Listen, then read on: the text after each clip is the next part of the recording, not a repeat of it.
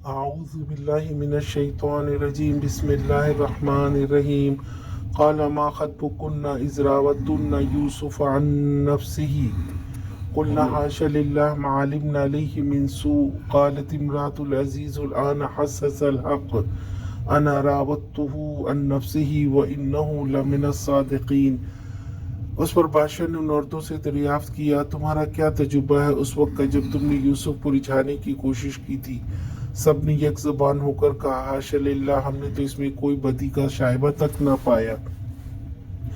عزیز کی بیوی بول اٹھی اب حق کھل چکا ہے، وہ میں ہی تھی جس نے اس کو پھسلانے کی کوشش کی تھی، بے شک وہ بالکل سچا ہے۔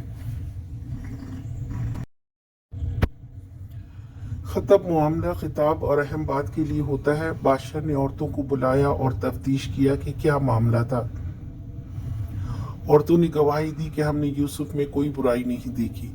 پھر عزیز مصر کی بیوی نے بھی گواہی دی کہ میں نے ہی اسے پھسلایا تھا، یوسف علیہ السلام میں کوئی برائی نہیں، وہ سچے تھے۔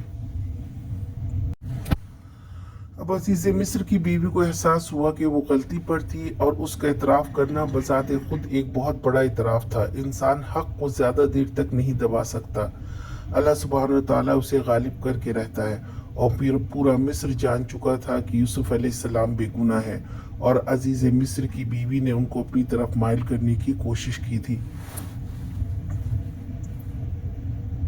پھر بھی یوسف علیہ السلام بھی یہی چاہتے تھے کہ جب وہ لوگوں کے سامنے حق کو پیش کریں تو لوگ ان کے ماضی کو تانا نہ بنائیں۔